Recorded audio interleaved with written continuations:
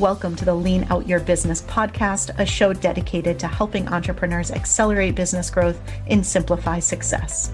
I'm your host, Krista Grasso, and I've been working with businesses for more than 2 decades to help them lean out and optimize what's working while eliminating anything that's not adding value. So if you are ready to get more time back in your day, more profit in your business, and to do business differently, growing and scaling on your terms, let's dive into today's episode. Hello, and welcome to another episode of the Lean Out Your Business podcast. Today, what I want to talk about is evolutionary change over revolutionary change. This is one of my very favorite lean concepts, and I think it's one that I'm finding myself talking about a lot more lately as people seem to be in this really interesting place in their business where they're really wanting to make a lot of changes. And I'm seeing some of those changes being very reactive, more burn it all to the ground and start over changes. I'm seeing other people just have this general feeling of unsettledness that things that used to be working aren't working, or that maybe their offers aren't converting the way that they used to, or they just simply aren't loving their offers in the way that they used to.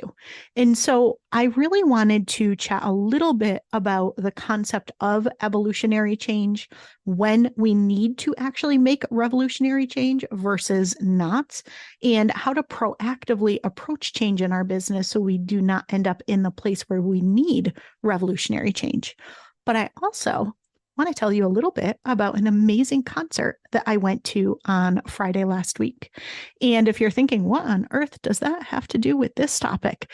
It was, I think, one of the best illustrations of evolutionary change, where it may have been one of the most fun concerts I have ever attended. And I have attended hundreds upon hundreds upon hundreds of concerts. And it was just simply approached a little bit differently. But it also was one of those concerts that, me being the business strategist and geek that I am, as I am there at the concert and enjoying every moment, I'm also thinking, I love this strategy for my business. I want to take this and apply this to my business.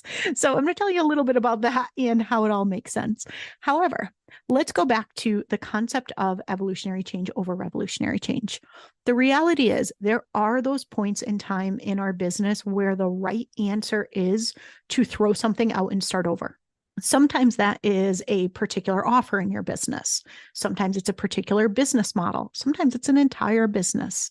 There are definitely times for many, many different reasons. Sometimes it's a fulfillment reason. Sometimes it's a ROI reason. Sometimes it's just simply that stage of life or business where something needs to shift, right? There are reasons why we do need to make these really big, more revolutionary changes throughout our entrepreneurial journey. And when those times come, we want to be really, really intentional and know that we are making the right decision and that it's not something that can actually be handled through more of an evolutionary change.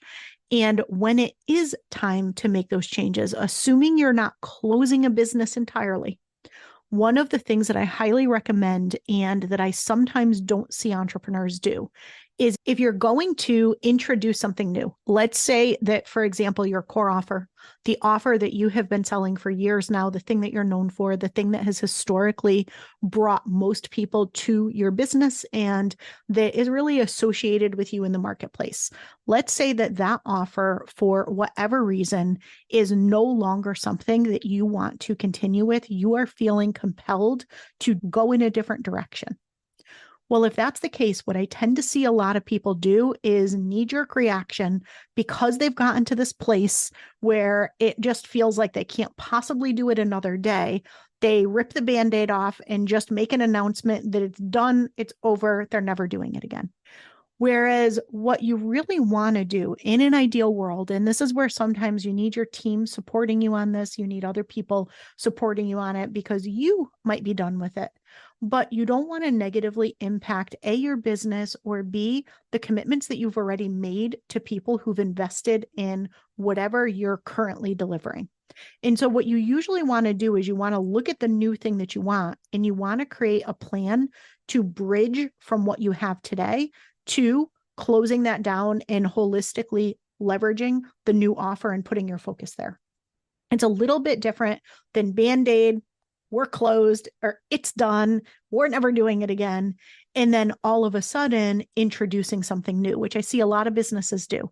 It's much, much more effective if you can introduce the new thing really intentionally and with a bridge and messaging from the old thing to the new thing. Pull people into the story. Tell people why you're making changes. Tell them that this is going to be the last time you're going to do something, and here's what's coming next, right? You want to build the bridge between the two. That's usually the most successful way to do it. And what I find is if you do focus on more evolutionary change, you end up frequently avoiding the need for the revolutionary change. So the fourth pillar of the lean out method is Kaizen. 4 pillars are context, clarity, commitment, Kaizen. Fourth pillar of Kaizen is making small continuous improvements and changes for the better. And it's something that I think we need to be doing on a regular basis in our business. We want to be looking at the activities that we do. We want to be looking at the offers that we put out into the world. We want to be looking at how we market and sell those offers. We want to look at how we deliver those offers and retain clients and request referrals. We want to look end to end at what we do in our business. And we want to look at what those small evolutionary changes are that we can make that are going to optimize our results, that are going to lead to more fulfillment, that are going to provide more value to the clients while bringing in more profit to the business.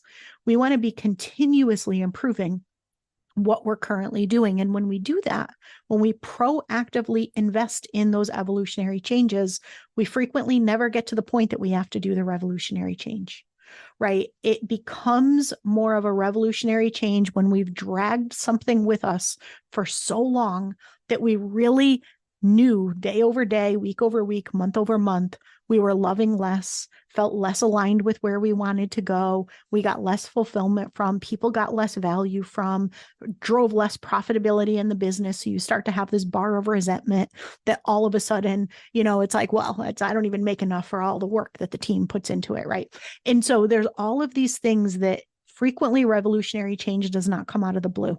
It's reactive, but it's typically reactive based on a whole lot of signs and a whole lot of things that have happened for a really long time that just simply got ignored.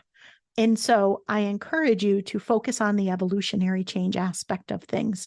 Look at things proactively. Look at things from that spirit of continuous improvement and changes for the better, instead of waiting until things get so bad or so misaligned that you feel like your only option is to burn it to the ground and start over. Now, that takes us to the concert experience. And first of all, you've probably heard me talk about this on the podcast before. I have a very, very deep love of Bret Michaels. Bret Michaels is the lead singer of Poison, for anyone who does not know. And I have seen Poison and Bret Michaels in concert hundreds and hundreds of times over the past 30 years. I've met Bret at least 100 times. So it's part of what I do. I love going to his concerts. They fuel me, they fulfill me, they make me happy. They just are part of my rich, fulfilled life. It is something I always make time for. A really long time, my sister and I would take 1 to 3 trips a year, and we would go see him in concert in a different state, but we never, ever miss a concert in Connecticut or Massachusetts or anywhere close by. We are there if he is nearby. And so that, to me, super fulfilling, love it. As you can imagine, right? If I've seen him in concert that many times over the years, I know what to expect. His shows are pretty similar, whether he's playing with Poison or whether he's playing solo with the Bret Michaels band.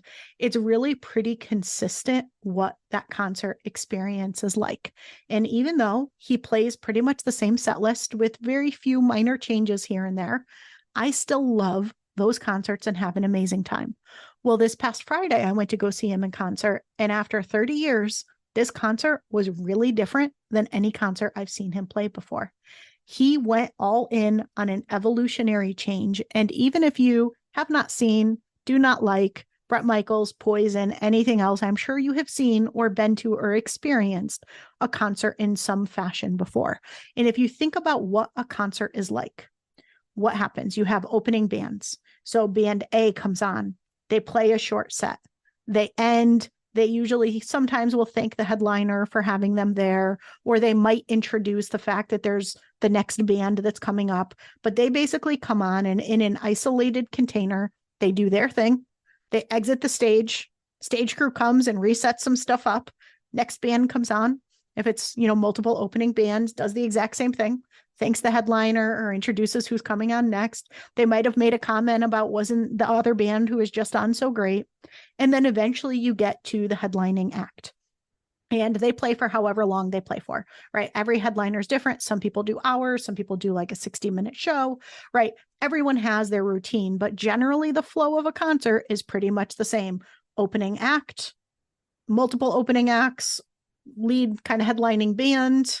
Thank you. You go home, right? Concerts are the same. I've been to every concert imaginable. Woodstock was amazing. I've been to festivals. Like there's different ways that people do things. But if you're just going to an individual concert, it's typically that exact same structure. So even though every band puts their own spin on it, even though every band does their own thing, a concert is fundamentally a concert.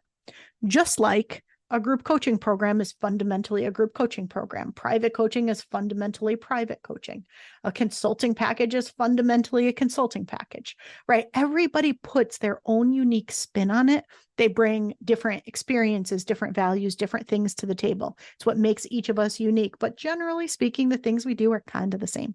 Well, here's what was done differently. And here's what I loved so much about it. So what Brett did this time is he did something called Party Gras. Yes, a spin on Mardi Gras. Fun. But here's what I love so much about Brett and his concerts is you can tell that he genuinely loves what he does. He loves what he does. He loves spending time with his fans. He just is in it for the experience. And to me, that's what business should be, right? If I'm phoning it in and I don't really care about what I'm doing, then I am doing the wrong thing. I want to love what I'm doing. I want to be excited to be there. Does it mean that every second of every day you are, equally as excited as every other? No, of course not. But that being said, if you're not loving what you're doing the wrong thing. He clearly loves what he's doing, and he clearly loves his fans, i.e., the equivalent of our clients. And the way that he architected this, it was one big party and one big celebration. So the first band comes on, Jefferson Starship. They played all their hits. It was great. Next band came on, Night Ranger. They played all their hits. It was great. Each band gave their all. They played their hearts out. They clearly had a lot of fun. He selected bands that fit the same vibe that he normally does. So the show starts pretty similar to every other concert, but here's where it got different. Brett comes on stage and he does what he normally does. He played pretty much the exact same set list that I've heard him play for years and years and years now. So it's not that the set list itself changed all that much, but the way he approached it was different. So he played a few songs and then he introduced another band to come out. And so the second half of the show was Brett playing along with Journey and Mark McGrath. So Brett did a couple songs, then Mark McGrath comes on and he sings Every Morning. And then he goes away and Brett does another couple songs and Journey comes on. Then Journey goes away and Brett does another couple songs and Mark comes back on. And then again, Mark goes away, Brett comes back on, does a couple songs and Journey comes back. And so it was this interactive trade-off the whole time. So you were seeing all these bands playing together. And the best thing was they were all supporting one another. So as Brett introduces Mark McGrath to the stage, they give each other a big hug. Brett's pointing to him. Brett basically plays backup for him. He gives him the stage. He goes back. He's playing some kind of drum thing in the background, supporting Mark the entire time. And then as Mark is done, Mark hands it back to Brett and talks about how amazing he is. And he's promoting him and he's hanging in the background and supporting him. And so it ended up being this collaborative experience. And it was this fun experience. And then in the end, the last song that they did was Sweet Home Alabama, which was none of their songs, right? It was a song that everybody collectively came on to play, but every single member of every single band that played came up and sang the song together. And so being in the audience, being a part of that, It was great energy. It was a ton of fun. It was something different and something exciting. You didn't just see a band once, you saw the band multiple times. They played, they left the stage, they came back to the stage, they played back up on the stage, they were front running on the stage. They all sang the last song together. Everybody was clearly having an incredible time, very supportive of one another, very collaborative, and just there to provide an incredible and memorable experience, which it was. To me, that is what business is. That is what business is all about. That is the business model that I follow. That is what I am all about with what we're doing with our boutique consulting services, our boutique scaling services, where I've brought Annie and Jordan into the business to be my right hands and to work with those of you who work with us, so that it's not just me that you're working with. You get my fractional CMO, you get my fractional COO in your business as well. I have brought other rock stars to the table, and I am happy myself to sometimes back up and put them front and center and let them be the amazing, shining superstars that they are, helping you with your business instead of it only being just about me, right? I don't just need some warm-up acts for me to come on the stage, do my thing, peace out, and go home. Instead, I am bringing together this amazing collaborative, collective energy to enhance the overall experience and to put other people front and center, support them, and highlight their amazing gifts, just as they're doing the same to me. That to me is the business aspect of the concert, that as I was experiencing the concert, I was thinking, this is my business model. This is what I do in business. This is why I love what Brett does so much. It's like, I run my business like a rock star. I run it Brett Michaels style, right? And so that to me was just such an interesting takeaway. But here's how this ties to evolutionary change. There was nothing revolutionary about that concert. It was still a concert. It was still a concert that had some opening acts, that had a main headlining experience, right? That played a bunch of hits, that approached things relatively similar, but it was different. It was an evolutionary change. It was taking something that has worked and that has worked for as long as concerts have worked, and taking something that has worked for as long as concerts have been done and shifting the model, changing the model, making it fun, making it interesting, making it different. Like, I'm just looking at my calendar now, like, where can I fly to go see another Party Gras? Because it was so much fun. And it's been way too long since I've hopped on a plane to go see Brett somewhere. So it was totally memorable and totally different than other concerts that I've been to, especially when you're going there to primarily see one headlining band. So think about that in your business, right? Maybe Brett's Party Gras model, or similar to what I do with Lean Out Method, where I consider us more of a boutique scaling consultancy firm, right? When you think about what that is for you. So I think evolutionary change takes a couple different flavors. There is looking at what you're doing and continuing to evolve it so that it remains in alignment. It remains directionally correct with the vision as your vision evolves. It continues to add more value, more profit, all of those things that we've already talked about.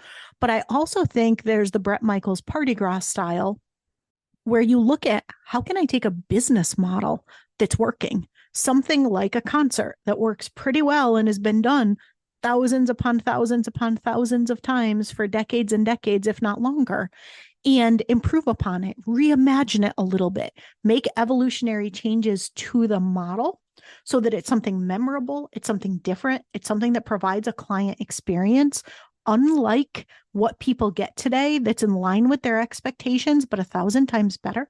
How can you make these evolutionary changes, not just to improve upon what you have, but to also differentiate what you have? And when you do this sort of stuff, you don't need revolutionary change. You don't need to throw something out and start over. Brett didn't completely reinvent concerts as we know them. He just simply created a really fun, really incredible, super memorable experience that's 15 degrees different than what you usually get at a concert and what you usually get at one of his concerts. Now, I guarantee you, other people will copy this model and will start using it, because that's what happens. Maybe other people did it previously and I'm just not familiar with it, right? It's once people see something, it all of a sudden sparks the creativity, and all of a sudden you start to see more of it in more imaginative ways that people are doing things. And so I have no doubt that that model itself will end up expanding. But think about that for your business. And as I shared with our business model, I consider us a boutique scaling advisory firm. I am thrilled to have two of the most incredible people by my side in the business. I will continue to expand out the rock stars in my business because I want to approach it the same way that Brett did, where I'm bringing together people who love what they do, people who are going to provide an incredible client experience, people that I have complete and 100% confidence in, that I trust with my own business and trust to put my name on in somebody else's business. And I just think that it makes things more fun. It makes things more fun when you can collaborate with other rock stars, when you don't have to always be the one and only leading headliner, where you can bring and showcase other amazing talent and other amazing artists, and in my case, other amazing entrepreneurs and business leaders, right? And so think about your business model. And again, I'm not revolutionizing anything. There's a whole lot of people out there that have a whole lot of agency models and other advisory firms that bring people together. I'm just doing it in my own way. I'm doing it in my own way where I'm only bringing in C-suite level people. I'm not bringing in or taking on any bit of administrative level work. We're there when you want to scale and when you want someone top level with decades of experience to actually help you propel your business forward. That's the model that I'm currently loving and leveraging. I stay completely open to the possibility of things changing over time because business is ever evolving and ever changing. That's part of that evolutionary change. But again, it's not revolutionary. It's nothing completely different. It's just an evolution of what's been done before, what I've done before, and it's working beautifully for me. I'm loving every last second of it. I'm loving the parallels to what Brett's doing with Party Gras. And so I just wanted to introduce today the concept of evolutionary change, of looking at those small improvements, continuous improvements that you can be making, doing those things on a consistent basis so you do not end up in a place where you need revolutionary change. If you do need revolutionary change, reminding you and encouraging you to build the bridge between what you have today and what you want tomorrow, instead of just throwing it out and starting over, because you create a really big uphill battle for yourself when you do that. I've done it before. I've seen it a lot. It's highly encourage you to not do that. Sometimes you feel like it is truly the only way. And, you have to make some decisions around that, but really focusing on evolutionary change will eliminate that dramatic need for revolutionary change in a lot of ways. And then encouraging you to also think about evolutionary change in this concept of how can you do something a little bit different with your offers, with your business model, with whatever it is that you're doing so that it is differentiated, it does stand out, and as always, it provides an absolutely incredible and luxe and memorable client experience. So I hope you got a ton of value out of this episode. As always, if you'd like to learn a little bit more about what it would be like to work with me and my team, we have something that I'm calling the Business Refresh, and we would love to partner with you. This is where you get to work with all three of us. And instead of fully committing to our done for you services, which is always an option, the Business Refresh is 5 individual private consulting sessions, 1 with me, 2 with Annie, 2 with Jordan.